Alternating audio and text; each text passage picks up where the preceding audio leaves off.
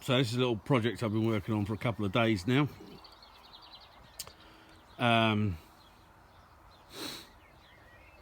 It's a table. It's not one of my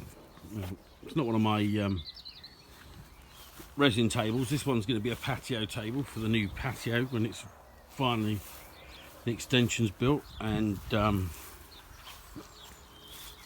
I've laid the tiles outside.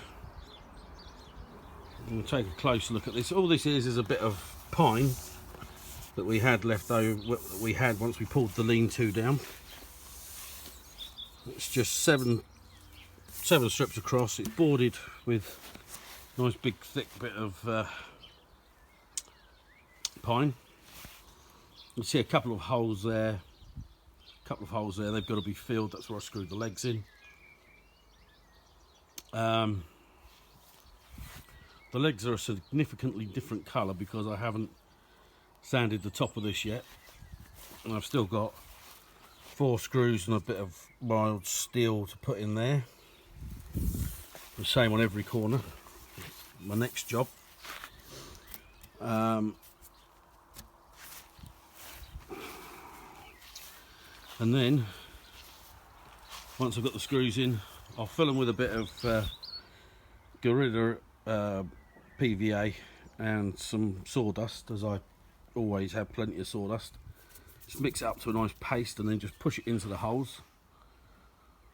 You can still see it when you've sanded it down, but at least you're not leaving a big hole or just using glue.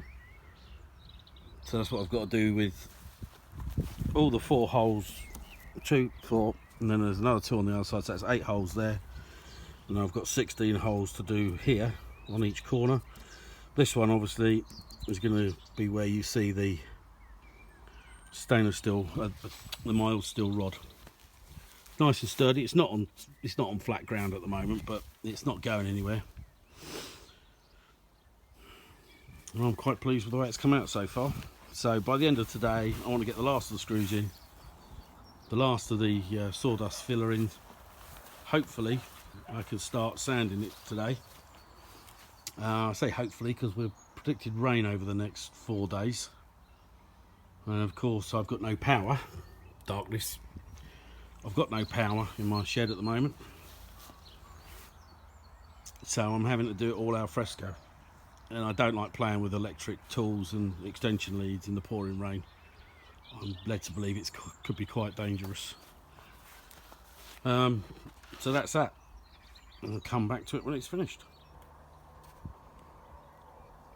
Right, so I've got it all coated with its first coating of I'm using the shellac and methylated spirit mix with a bit of red earth of Italy, red pigment, which is what gives it the red colour. Otherwise it'd be quite it'd be beige without that. You can see some of the areas here where it's quite a lot darker. That's obviously where there's predominantly more excuse me, predominantly more pigment than other places. But when this is dry, it should take about 15 minutes, I think, once all the methylated spirits has evaporated off of it, and then I can sand it down again. This time it's had an 80 grit so far, so next is 180. Then I'll mix up a bit more of the shellac and pigment. I've got a little bit left of the shellac and methylated spirits, so I'll just get some pigment in it. And once it's sanded over with the 180, I'll give it another go of that. And then 240 it, and it should, fingers crossed, come out looking like the legs, which is slightly darker, but you can see the colour in it and it highlights the grain of it. So you can just see there. What I've decided to do here, I was going to fill these with, like I said, the sawdust and PVA mix. But because I've got a few, it's not new wood obviously, because it's been out in the rain since we moved in. and God knows how long before that. So there's some quite meaty cracks. I mean, these aren't going to go anywhere. I've got no worries that it's going to fall apart, but it's just somewhere where the rain can get in and maybe start to rot it from the inside, maybe. So what I'm going to do is go in here in the dark, spooky. So this is a cheese knife. And the cheese knife is to go with the cheese board for Ashley in New Zealand, my stepdaughter, I suppose. Weird thinking that. So I kind of, first of all, I kind of over sanded it on the belt sander. And then I lost it, and now I found it again. So I've wrapped a tube around it, and I've poured some clear crystal resin in that. The next step will be tomorrow, because it takes 2 days to set this this crystal resin. And I'll just get this lid off. You've probably seen me use these before, and they've got, I mean, I used to buy them for £1 each, the big ones, and now they're like 40 or 50 quid each. So that there, that's probably, can we get any light going through it in this bloody horrible weather? No. On a sunnier day, these would be sparkling like mad. What it is that one, I think, is a 10 carat perfect cut, perfect clarity lab created diamond. That one there is slightly smaller, it's 7mm. I'd say that's probably maybe 5-6 carat. And then I've got this tiny little bugger here. I don't know if you can just see that there. That's about 2 carat, mate. Well, no, probably not even that. That's probably half a carat, that one. But I'm going to set them in size order into this acrylic. Just got to get to stand up right. So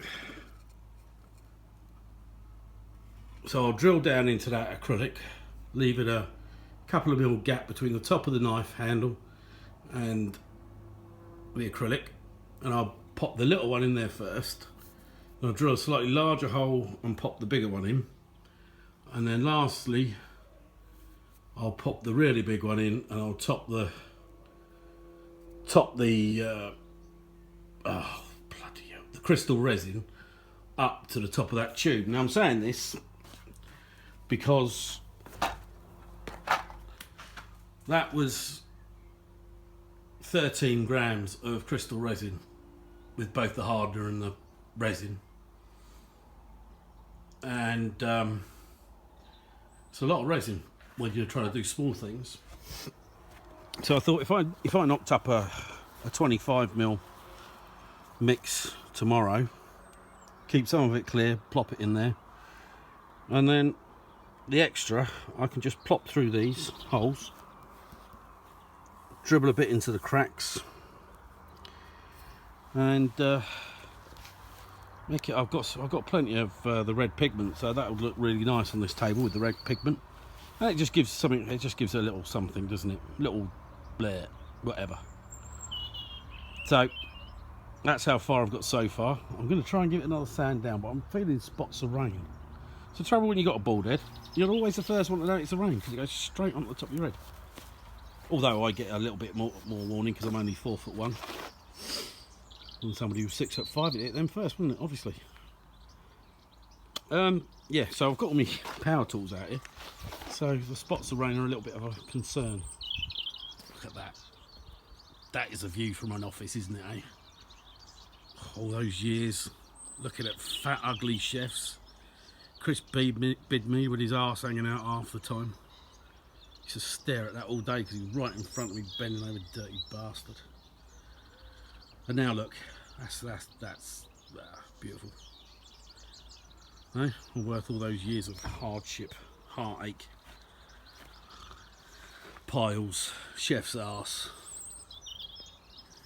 burns, cuts, and a brigade of absolutely fucking brigade for twats. But anyway, I'm not saying Chris was a twat. Chris was alright. Just had his arse hanging out. Lovely. Anyway, so that's what I'm going to do next. Sand it down again. It's dry enough, so I'll fuck off now. Now, just a little addition to this table. This is how it will look when it's finished. I don't know if you can see the gloss on that. That's yacht varnish. So I've just put yacht varnish on the top. The legs and the struts I'll do at a later date. But I'll get a couple of, probably 2 or 3 coats of yacht varnish on this, and that should make it weatherproof. I thought about leaving it as it was with just the shellac on it, but I wasn't confident.